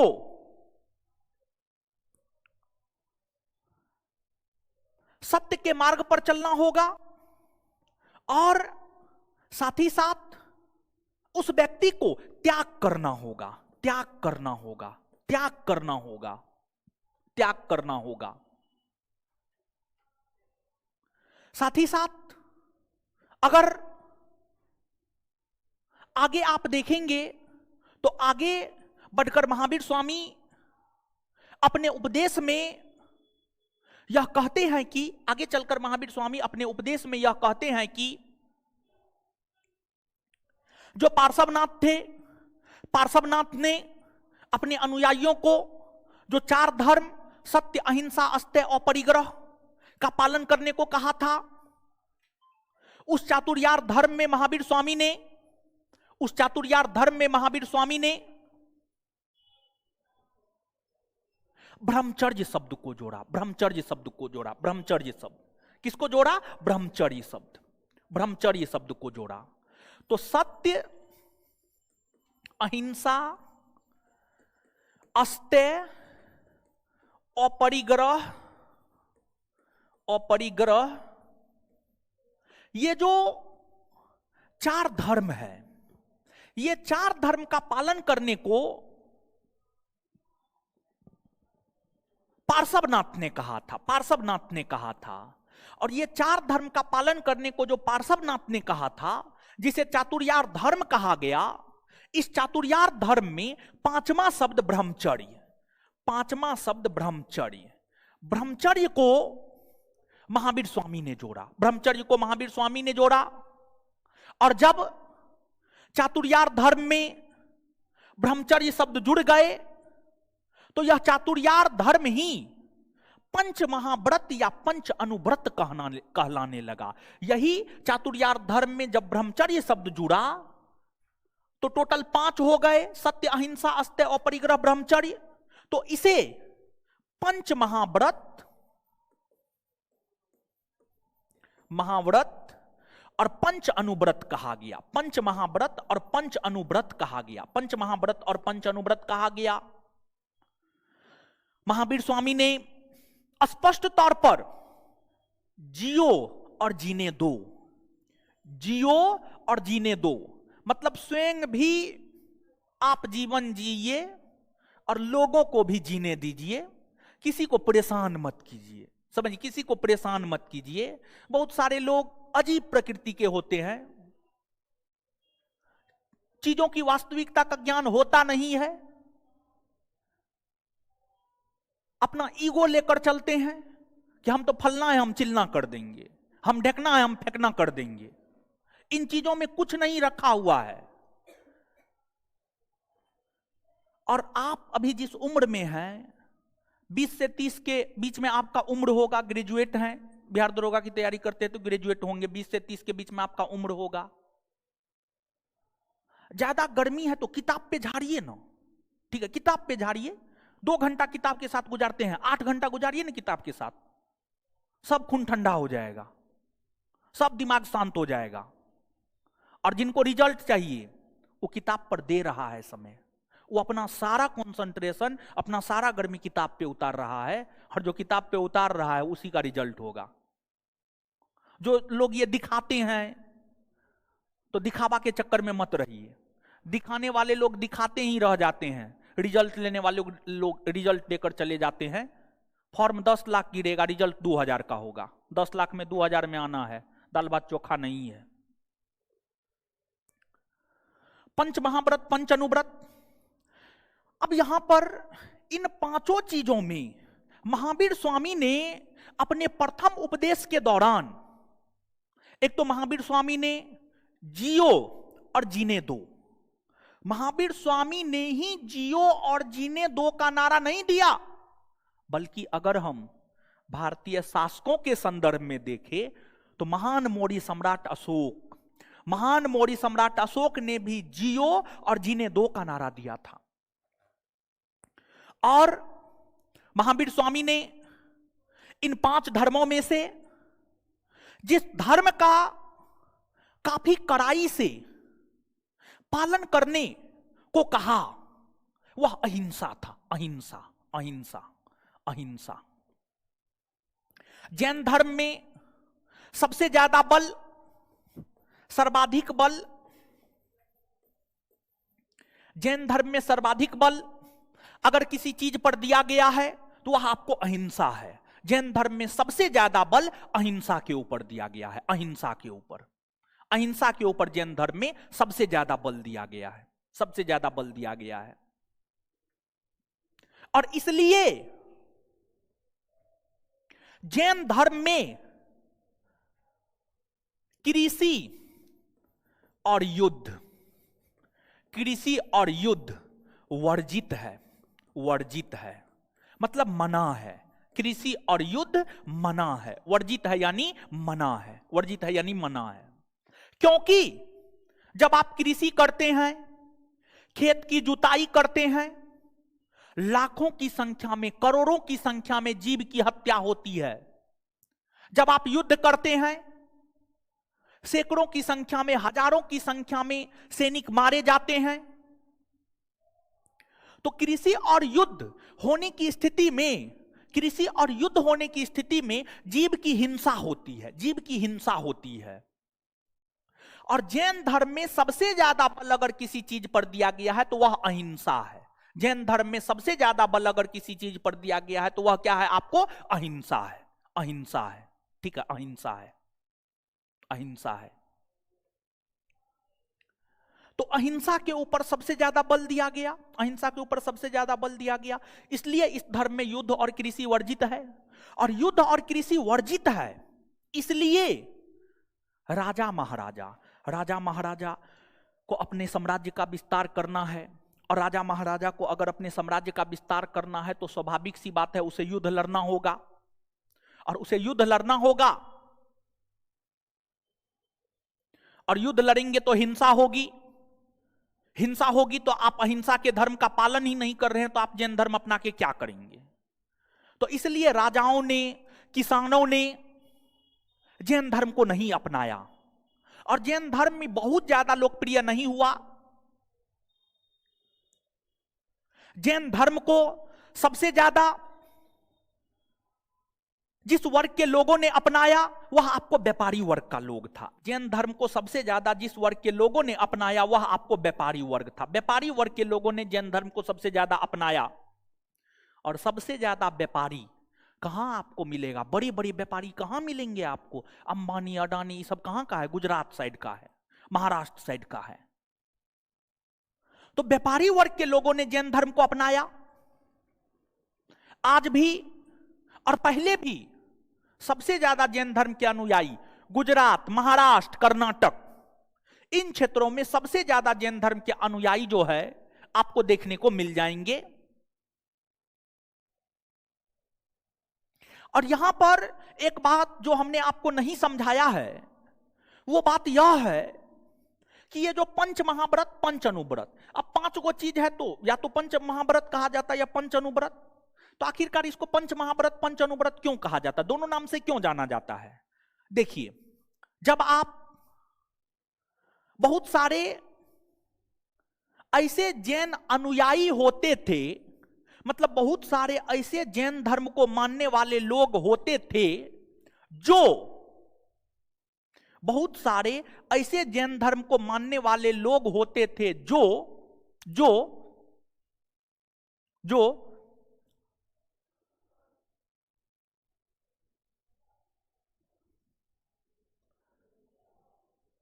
पूर्णतः पूरी तरीका से संन्यास धर्म को अपनाकर इन 5 धर्मों का पालन काफी कड़ाई से करता था। काफी कड़ाई से इन 5 धर्मों का पालन करता था।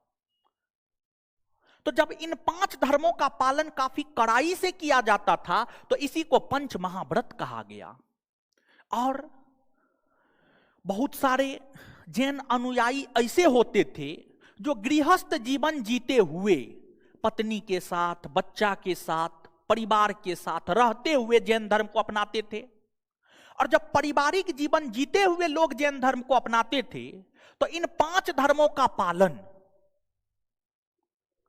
बहुत कमतर कर पाते थे, बहुत कम कर पाते थे। तो जैन धर्म के वैसे अनुयायी जो इन 5 धर्मों का पालन बहुत कमतर कर पाते थे, उसी के लिए पंच अनुव्रत शब्द आया है।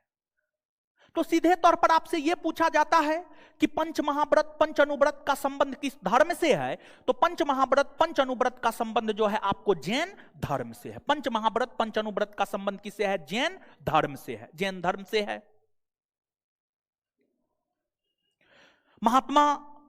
महावीर स्वामी ने जैन धर्म की स्थापना करने के बाद जैन धर्म का प्रचार प्रसार करने को लेकर जैन संघ की स्थापना की। अभी तक हमने आपको यह बात बताया था कि प्रथम उपदेश में उन्होंने क्या कहा, क्या नहीं कहा। अब प्रथम उपदेश के बाद फिर अलग अलग स्थान पर महावीर स्वामी गए, वैशाली, पावापुरी, मगध, उत्तर प्रदेश, तमाम स्थानों पर महावीर स्वामी पहुंचे और महावीर स्वामी ने उपदेश दिया। हजारों की संख्या में लोग महावीर स्वामी के अनुयायी बने और महावीर स्वामी जैन धर्म के प्रचार प्रसार को लेकर जैन संघ की स्थापना किया और उन्होंने जैन संघ की स्थापना पावापुरी में किया। पावापुरी को अपने प्रचार का केंद्र बिंदु बनाया और पावापुरी से ही एक जगह आना जाना उनका लगा रहता था। महावीर स्वामी जैन धर्म के प्रचार प्रसार को लेकर अलग अलग गांव, अलग अलग शहर जाया करते थे। महावीर स्वामी अगर किसी गांव जाते थे, उस गांव में रहकर जैन धर्म का प्रचार प्रसार करते थे, उस गांव में 1 दिन रहते थे। और अगर किसी शहर जाते थे तो 5 दिन रहते थे। और इस प्रकार से महावीर स्वामी अलग अलग स्थानों पर जाकर जैन धर्म का प्रचार प्रसार उन्होंने किया, जैन धर्म को प्रसिद्धि उन्होंने दिलाई। और फिर जैन धर्म का प्रचार प्रसार करते हुए 72 वर्ष की अवस्था में, जैन धर्म का प्रचार प्रसार करते हुए 72 वर्ष की अवस्था में 468 ईस्वी पूर्व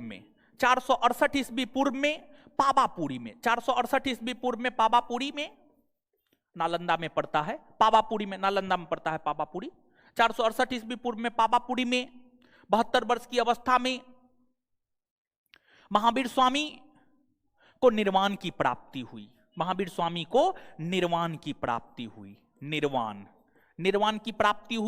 मतलब उनका मृत्यु हो गया, देहावसान हो गया। समझ गए? मृत्यु हो गया, देहावसान हो गया। यहां पर ध्यान दीजिएगा, जैन धर्म में निर्वाण का मतलब मृत्यु का होना और बौद्ध धर्म में निर्वाण का मतलब ज्ञान प्राप्ति का होना। तो जैन धर्म में निर्वाण का मतलब मृत्यु का होना और बौद्ध धर्म में निर्वाण का मतलब ज्ञान प्राप्ति का होना। तो दोनों धर्म में निर्वाण का अर्थ अलग अलग हो जाता है। तो महावीर स्वामी को निर्वाण की प्राप्ति हुई। महावीर स्वामी के देहावसान के बाद जैन धर्म का अस्तित्व बना रहे, इसको लेकर 2 जैन सम्मेलन का आयोजन हुआ। जो 2 जैन सम्मेलन का आयोजन हुआ उसमें प्रथम जैन सम्मेलन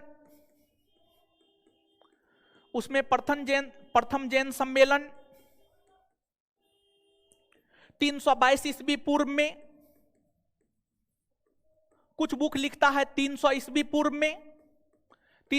पूर्व में हुआ। और प्रथम जैन सम्मेलन जो है आपको पाटलिपुत्रा में हुआ था। प्रथम जैन सम्मेलन कहां हुआ था? पाटलिपुत्रा में। प्रथम जैन सम्मेलन पाटलिपुत्रा में हुआ था। और प्रथम जैन सम्मेलन जो पाटलिपुत्रा में हो रहे थे, इस जैन सम्मेलन की अध्यक्षता स्थूलभद्र के द्वारा की गई थी। इस जैन सम्मेलन की अध्यक्षता स्थूलभद्र के द्वारा की गई थी, स्थूलभद्र के द्वारा की गई थी।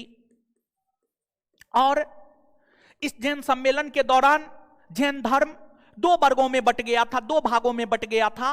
और इस जैन सम्मेलन के दौरान जो जैन धर्म दो भागों में, दो वर्गों में बट गया था, एक आपको श्वेतांबर और एक आपको दिगंबर, एक आपको श्वेतांबर और एक दूसरा आपको दिगंबर। जैन धर्म यही दो संप्रदाय, दो वर्ग, दो भाग में बटा था, एक श्वेतांबर दूसरा दिगंबर। अब जैन धर्म दो संप्रदाय में क्यों बट गया? ऐसी मान्यता है, ऐसा कहा जाता है कि 4वीं शताब्दी ईस्वी पूर्व में मगध के क्षेत्र में बाढ़ आया। 4वीं शताब्दी ईस्वी पूर्व में मगध के क्षेत्र में बाढ़ आया। और जब मगध के क्षेत्र में बाढ़ आया तो स्थूलभद्र मगध में ही डटे रहे और जैन धर्म के अनुयायियों को हर संभव मदद पहुंचाने का काम स्थूलभद्र ने किया। लेकिन वहीं जो आपको भद्रबाहु थे, भद्रबाहु भगौड़ा की भांति, भद्रबाहु भगौड़ा की भांति भागकर दक्षिण भारत चले गए। जब कुछ वर्षों बाद मगध में बाढ़ का प्रकोप खत्म हो गया, कुछ वर्षों बाद मगध में बाढ़ का प्रकोप खत्म हो गया, तो भद्रबाहु फिर से दक्षिण भारत से उत्तर भारत आ गए, मगध आ गए। और जब भद्रबाहु फिर से मगध आया, भद्रबाहु फिर से मगध आया, तो फिर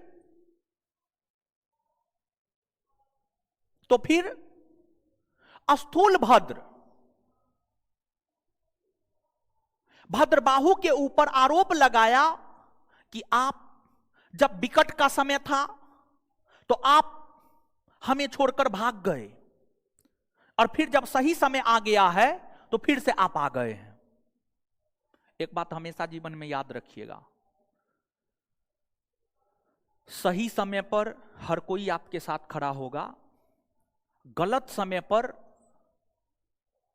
कोई आपके साथ खड़ा नहीं होगा।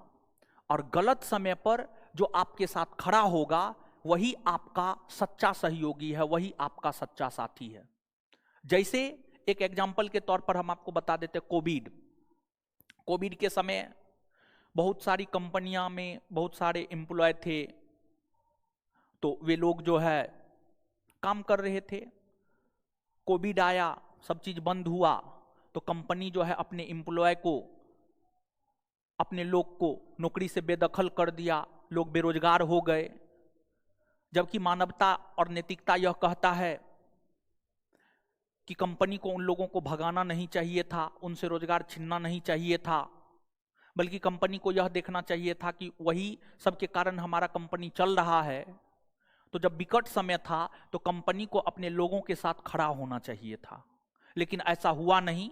आज के डेट में मानवता और नैतिकता कहने के लिए है।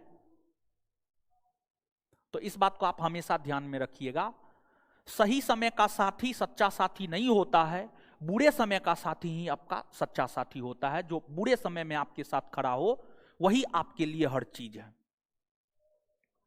तो भद्रबाहु ने स्थूलभद्र पर आरोप लगाया कि आप विकट परिस्थिति में दक्षिण भारत चले गए थे, और जब आज सब चीज सही है तो फिर आप यहां आए हैं। तो फिर स्थूलभद्र और भद्रबाहु में मतभेद हो गया, उनके अनुयायियों में मतभेद हो गया। और फिर जब प्रथम जैन सम्मेलन हुए तो भद्रबाहु इस सम्मेलन में उपस्थित नहीं हुए, भद्रबाहु इस सम्मेलन में उपस्थित नहीं हुए। भद्रबाहु ने इस सम्मेलन का विरोध किया और भद्रबाहु ने इसे सम्मेलन माना ही नहीं, कहा ना ये जैन सम्मेलन आइए ना है।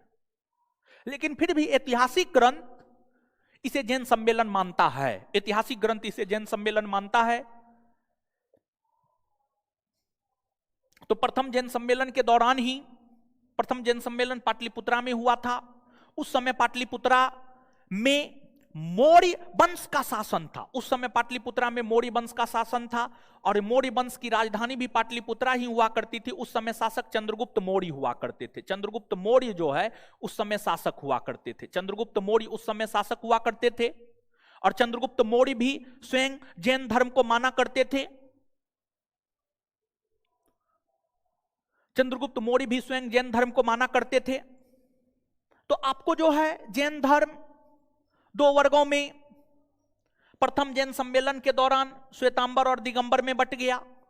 अब श्वेतांबर किसे कहा जाता है, दिगंबर किसे कहा जाता है, इसको थोड़ा सा हम लोग समझते हैं। श्वेतांबर, एक तो पहला बात यह है कि श्वेत वस्त्र धारण करने वाला, श्वेत वस्त्र धारण करने वाला श्वेतांबर कहलाया। दूसरा, स्थूल भद्र के शिष्य श्वेतांबर कहलाए, स्थूल भद्र के शिष्य श्वेतांबर कहलाए। तीसरा, श्वेतांबर संप्रदाय के लोग यह मानते थे कि स्त्री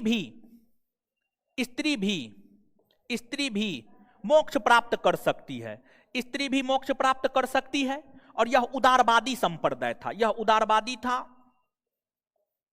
उदारवादी था।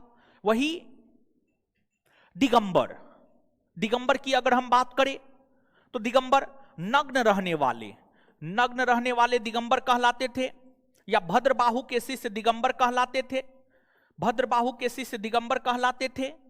इसमें यह मान्यता थी कि स्त्री मोक्ष प्राप्त नहीं कर सकती है, स्त्री मोक्ष प्राप्त नहीं कर सकती है। और यह कट्टरपंथी संप्रदाय था, यह जो है आपको कट्टरपंथी संप्रदाय था, यह कट्टरपंथी संप्रदाय था, कट्टरपंथी संप्रदाय था, यह कट्टरपंथी संप्रदाय था। इसके बाद लगभग 800 वर्ष के बाद द्वितीय जैन सम्मेलन हुआ, लगभग 800 वर्ष के बाद द्वितीय जैन सम्मेलन हुआ। और अगर हम द्वितीय जैन सम्मेलन की बात करें तो जो द्वितीय जैन सम्मेलन है, जो द्वितीय जैन सम्मेलन है, अगर हम द्वितीय जैन सम्मेलन को देखें तो द्वितीय जैन सम्मेलन 513 ईस्वी या 516 ईस्वी, 513 ईस्वी या 516 ईस्वी में द्वितीय जैन सम्मेलन गुजरात के बल्लभी में हुआ, गुजरात के बल्लभी में हुआ, गुजरात के बल्लभी में हुआ। और इस द्वितीय जैन सम्मेलन की अध्यक्षता की अगर हम बात करें तो इस द्वितीय जैन सम्मेलन की अध्यक्षता जो है आपको क्षमा सरबन के द्वारा किया गया था। क्षमा सरबन के द्वारा जो है द्वितीय जैन सम्मेलन की अध्यक्षता की गई थी, द्वितीय जैन सम्मेलन की अध्यक्षता की गई थी। यहां तक तो हमने आपको महावीर स्वामी के जीवन के विषय में, ज्ञान प्राप्ति के विषय में, प्रथम उपदेश के विषय में और साथ ही साथ जैन सम्मेलन के विषय में और उनके निर्माण के विषय में हमने आपको बताया है। अब यहां से आगे हम लोग जैन धर्म के सिद्धांत को, जैन धर्म के दर्शन को, जैन धर्म के साहित्य को, जैन धर्म के लोकप्रियता के कारण को, जैन धर्म के पतन के कारण को, इन सभी चीजों को आगे हम लोग एक एक करके देखेंगे। लेकिन अब जो है सबसे पहले इन चीजों को जो है हम लोग समरी कर लेते हैं। ठीक है, इन चीजों को जो है अब हम लोग समरी कर लेते हैं। रोहित चौहान,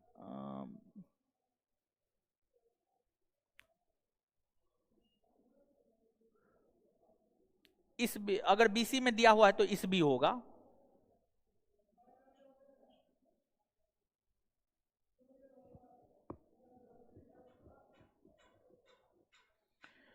वीडियो नहीं रुक रहा है, आपका नेट इश्यू है।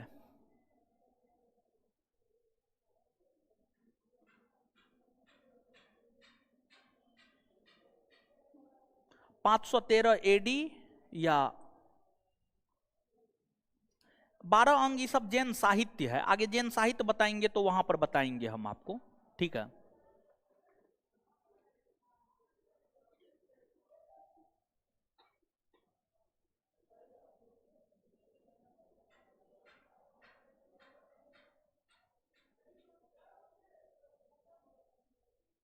चलिए चलिए आ जाइए। अब चीजों को एक बार रिवाइज करते हैं यहां तक, ठीक है।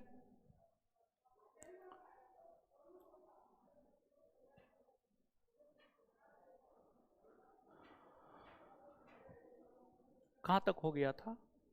महावीर स्वामी से देखना है, ठीक है। महावीर स्वामी से, महावीर स्वामी का जन्म कब हुआ है? और देखिए ध्यान दीजिएगा, घटना चक्र में 599 ईस्वी पूर्व है, नहीं 540 ईस्वी पूर्व मान करके चलना है। अब बाद में आप हमको पूछने के लिए नहीं आइएगा, बहुत लोग आते हैं पूछने के लिए, इसलिए हम आपको बता दे रहे हैं, जो हम बताए हैं वही सही है।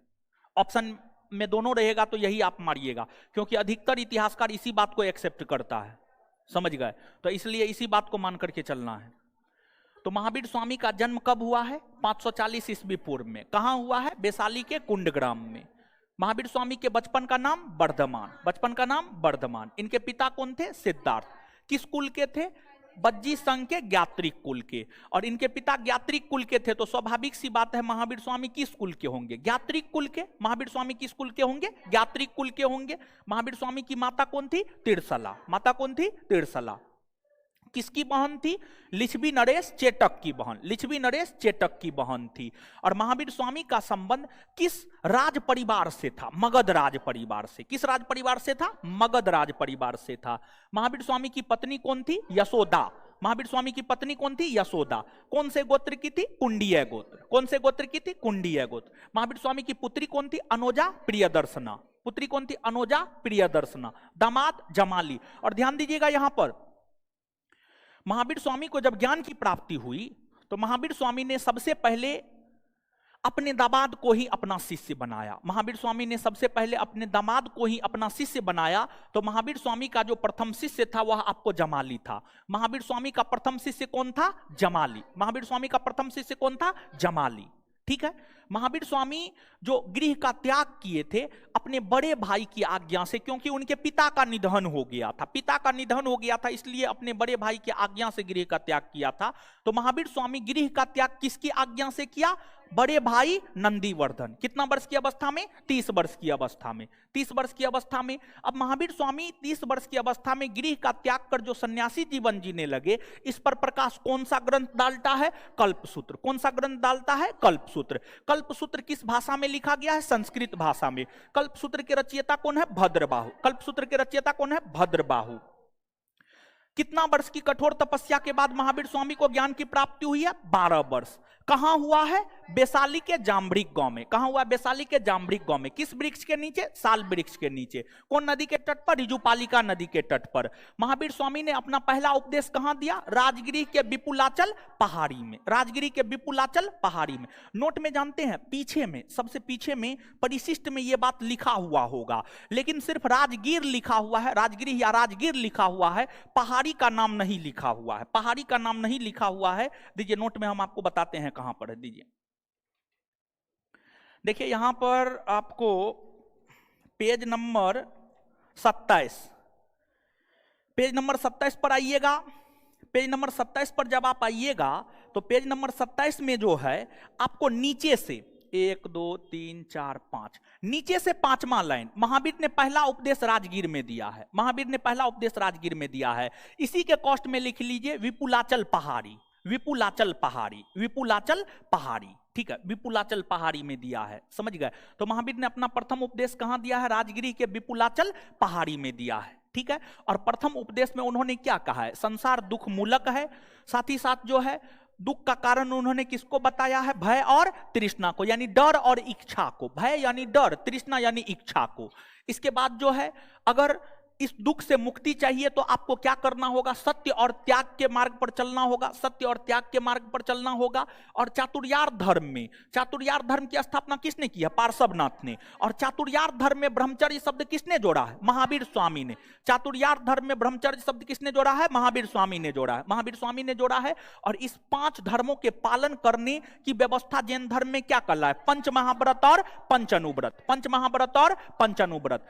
जैन धर्म में सर्वाधिक बल किसके ऊपर दिया गया है? अहिंसा के ऊपर। जैन धर्म में सर्वाधिक बल किसके ऊपर दिया गया है? अहिंसा के ऊपर दिया गया है। और इसके बाद जो है जैन धर्म में कृषि और युद्ध करना सही है या वर्जित है?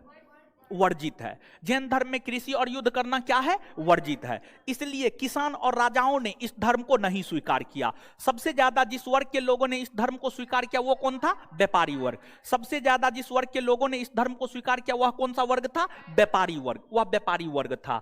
और महावीर स्वामी ने जैन संघ की स्थापना कहां की है? पावापुरी। महावीर स्वामी ने जैन संघ की स्थापना कहां की है? पावापुरी। महावीर स्वामी का निधन कितना वर्ष की अवस्था में हुआ है? 72 वर्ष की अवस्था में। कितना वर्ष की अवस्था में? 72 वर्ष की अवस्था में। कब हुआ है? 468 ईस्वी पूर्व में। 468 ईस्वी पूर्व में हुआ है। कहां हुआ है? पावापुरी में। समझिए कहां हुआ है? पावापुरी में। कितने जैन सम्मेलन हुए हैं? 2। कितने जैन सम्मेलन? 2। प्रथम जैन सम्मेलन जो है आपको कब हुआ है? 322 ईस्वी पूर्व या 300 ईस्वी पूर्व। कहां हुआ है? पाटलिपुत्रा में। इस समय पाटलिपुत्रा में कौन वंश का शासन था? मौर्य वंश। इस समय शासक कौन थे? चंद्रगुप्त मौर्य। तो प्रथम जैन सम्मेलन के समय शासक कौन थे? चंद्रगुप्त मौर्य। चंद्रगुप्त मौर्य था। प्रथम जैन सम्मेलन की अध्यक्षता किसने की है? स्थूलभद्र ने। प्रथम जैन सम्मेलन की अध्यक्षता किसने किया? स्थूलभद्र ने। और प्रथम जैन सम्मेलन के दौरान जैन धर्म कितने भागों में बट गया? 2 भागों में, श्वेतांबर और दिगंबर। प्रथम जैन सम्मेलन के दौरान जैन धर्म कितने भागों में बट गया? 2 भागों में, श्वेतांबर और दिगंबर। श्वेतांबर और दिगंबर। श्वेत वस्त्र धारण करने वाले या स्थूलभद्र के शिष्य क्या कहलाए? श्वेतांबर। नग्न रहने वाले या भद्रबाहु के शिष्य क्या कहलाए? दिगंबर कहलाए। फिर आपको द्वितीय जैन सम्मेलन कब हुआ है? 513 ईस्वी या 516 ईस्वी में। कहां हुआ है? गुजरात के बल्लभी में। गुजरात के बल्लभी में। इसकी अध्यक्षता किसने किया? क्षमा सरबन ने। इसकी अध्यक्षता किसने किया? क्षमा सरबन ने। ठीक है, इतना बात आशा करते हैं आपको समझ में आ गया होगा। अब इससे आगे जो है पढ़िए पढ़िए पढ़िए, और कुछ नहीं कहेंगे। दूसरा क्या है कहने के लिए? तो कुछ है ही नहीं। पढ़िए और जो भी काम कीजिए मन लगा करके कीजिए। पढ़ना है मन लगा करके पढ़िए, फालतू चीजों में मत रहिए और हमेशा अच्छा करने का प्रयास कीजिए। ठीक है, हमेशा अच्छा करने का प्रयास कीजिए। और हम यही रिक्वेस्ट करेंगे लास्टली कि जो है जिन भी छात्र या छात्राओं को राजनीति करना है, षड्यंत्र करना है, आप हमारे क्लास में नहीं आइए। हम एकदम हाथ जोड़ करके रिक्वेस्ट करते हैं। हमको वैसे विद्यार्थी की कोई जरूरत नहीं है जो षड्यंत्रकारी हैं, नहीं, जो लुच्चा लफुआ है, नहीं। हमको उन छात्रों की कोई जरूरत नहीं है। तो एकदम हम रिक्वेस्ट करते हैं, हम अहिंसावादी लोग हैं, पढ़ने पढ़ाने में विश्वास करते हैं, हमारा काम पढ़ना पढ़ाना है। तो हमको पढ़ने और पढ़ाने दीजिए, हमको डिस्टर्ब मत कीजिए। हम रिक्वेस्ट करते हैं आप सभी लोगों से। और आपका ऑफलाइन क्लास जो है 15 फरवरी से होगा, एकदम कंफर्म रहिए। लेकिन लड़की की हम बात करें तो लड़की लोग जो है, सिर्फ लड़की लोग आ सकती है। फिर लड़का लोग जो है, और लड़का लोग में भी इस बैच में अब हम उसी को एंट्री देंगे जो पढ़ने वाला है। हम लड़का लोग से मिलेंगे, इस बैच के लड़का लोग से मिलेंगे बहुत जल्दी। हो सकता है इसी रविवार को हम इस बैच के लड़का लोग से मिले। तो इस बैच की लड़की लोग से हम अपने अगले क्लास में मिलना चाहते हैं। ऑफलाइन लड़की लोग से हम अगले क्लास में मिलना चाहते हैं। तो कल तो बिट्टू सर का क्लास होगा, परसों मेरा क्लास है इस बैच में। तो परसों इस बैच की जितनी भी लड़कियां हैं जो ऑफलाइन क्लास करती थी, वो आप आइए परसों। और आप 4:30 बजे ही परसों आ जाइएगा, 4:30 या 4:45 बजे आप परसों आ जाइएगा, ताकि 15-20 मिनट हम आपसे बात कर सके। हमको वैसी लड़की की भी आवश्यकता नहीं है जो षड्यंत्रकारी है, जिसको पढ़ने लिखने में रुचि नहीं है, जिनको अपने से मतलब नहीं है। उस प्रकार के छात्र छात्राओं से हम स्वयं दूर रहना चाहते हैं। तो अगर आपको रिजल्ट चाहिए, अगर आप पढ़ने वाले हैं, तो ऑफलाइन छात्राओं से, ऑफलाइन छात्राओं से कान खोल करके सुन लीजिए, लड़की से, गर्ल्स से हम अगले क्लास में मिलेंगे, 15-20 मिनट उनसे बात करेंगे। तो जितनी भी ऑफलाइन छात्रा हैं, गर्ल्स हैं, लड़की हैं, आप मेरे अगले क्लास में मतलब परसों आप जरूर उपस्थित होइए। और इस बैच के लड़का से हम आने वाले रविवार को मिलेंगे, और बैच में उस लड़का को ही अलाउ करेंगे जो पढ़ने वाला होगा। जो पढ़ने वाला नहीं होगा उसको हम अलाउ नहीं करेंगे। हमको नहीं पढ़ाना है 1000 विद्यार्थी, हमको 200 ही पढ़ाना है। हम उस 200 को ही चूज करेंगे, और जिसको बाहर करना होगा उसको हम बाहर करेंगे। ये मेरा अधिकार है। हमारा संस्थान है, हम संस्थान चलाते हैं, तो हमारा अधिकार है हमको किसको पढ़ाना है किसको नहीं पढ़ाना है। नहीं चाहिए ज्यादा पैसा हमको, लेकिन शांति से चाहिए।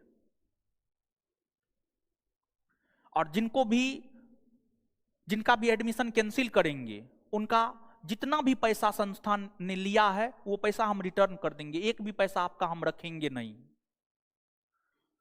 और सब चीज का कारण भीड़ है, भीड़ को कंट्रोल करने के लिए अवशिष्ट पदार्थों को हम संस्थान से बाहर करेंगे। और पूर्णतः संस्थान ऑफलाइन ऑनलाइन दोनों 15 फरवरी से चलेगा।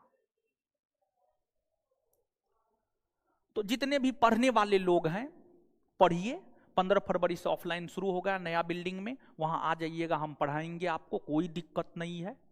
आप ऑफलाइन एडमिशन लिए, हम आपको ऑफलाइन पढ़ाएंगे, आप विश्वास रखिए, लेकिन 15 दिन हमको समय दीजिए। अब हम पुनः ऑफलाइन यहां पर क्लास खोलवा करके धक्का मुक्की नहीं करना चाहते हैं, और बहुत बदनामी हो गया है, अब बदनामी भी हम नहीं लेना चाहते हैं, ठीक है। और होमवर्क की जहां तक बात है, तो अभी तो 2-3 लड़की है, पता नहीं इन लोगों को होमवर्क पता है या नहीं पता। होमवर्क सब पता है कुछ, ठीक है। तो होमवर्क सब अभी हम कुछ नहीं देंगे, अगले क्लास में हम होमवर्क देना शुरू करेंगे, या फिर होमवर्क दे ही देते हैं। आपका बैच थोड़ा सा पीछे, होमवर्क दे देते, पता है पूरा होमवर्क क्या सब चल रहा था आपके बैच में। घटना चक्र है, घटना चक्र लाए हैं, राष्ट्रपति तक दिए थे, राष्ट्रपति तक हो गया है, ठीक है। अगला होमवर्क देखिए, ये घटना चक्र से देते हैं तो आप देखे ही होंगे। राष्ट्रपति के बाद अगला होमवर्क है उपराष्ट्रपति। उपराष्ट्रपति क्या, अच्छा ठीक है, वो भी हम देख लेते हैं। पॉलिटी भी चल रहा था, पॉलिटी चल रहा था ना, पॉलिटी चल रहा था, तो इसमें राष्ट्रपति तक हो गया है, राष्ट्रपति तक हो गया है। तो उपराष्ट्रपति, केंद्रीय मंत्रिपरिषद, उपराष्ट्रपति और केंद्रीय मंत्रिपरिषद, बस यही 2 टॉपिक दे रहे हैं, उपराष्ट्रपति और केंद्रीय मंत्रिपरिषद, 17 और 18 नंबर, ठीक है इसमें।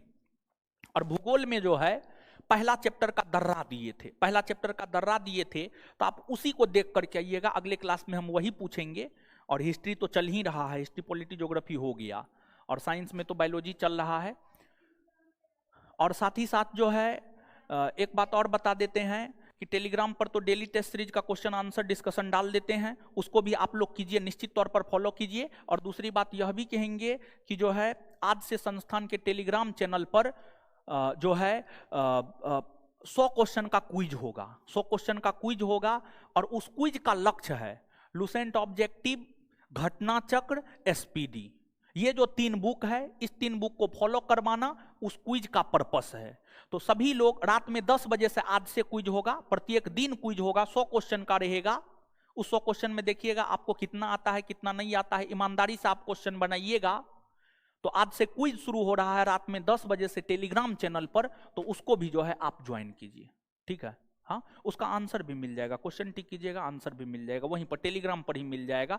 तो टेलीग्राम पर आकर के रात में 10 बजे से क्विज कीजिए, ठीक है। धन्यवाद, आज के लिए इतना ही, इससे आगे अगले क्लास में मिलते हैं। कल आपको बिट्टू सर का क्लास है, ध्यान रहे, क्लास सिर्फ ऑनलाइन चल रहा है, क्लास सिर्फ ऑनलाइन चल रहा है, ऑफलाइन क्लास नहीं है। परसों लड़की लोग क्लास के टाइम में ही आएंगी, हमसे मिलेंगी, हम बात करेंगे लड़की लोग से, और फिर रविवार को हम लड़का लोग को, इस बैच के लड़का लोग को बुलाकर बात करेंगे। धन्यवाद। इस कैंपस में तो अब ऑफलाइन नहीं पॉसिबल है। आज से टेलीग्राम पर सेट चालू होगा, आज से रात में 10 बजे से, आज से रात में 10 बजे से, आज से रात में 10 बजे से। हाँ चलेगा, इस बार इस सैटरडे से चलेगा, इस सैटरडे से चलेगा, ठीक है, इस सैटरडे से चलेगा। अब लड़की लड़का दोनों से बात करना है, ठीक है, लड़की लड़का दोनों से बात करना है, उसके बाद ही पूर्णतः ऑफलाइन क्लास शुरू करेंगे, बिना बात किए हुए नहीं शुरू करेंगे। धन्यवाद। निकल जाइए आप लोग, निकलिए, चलिए मेरे साथ निकल जाइए, टेस्ट देना है किसी को।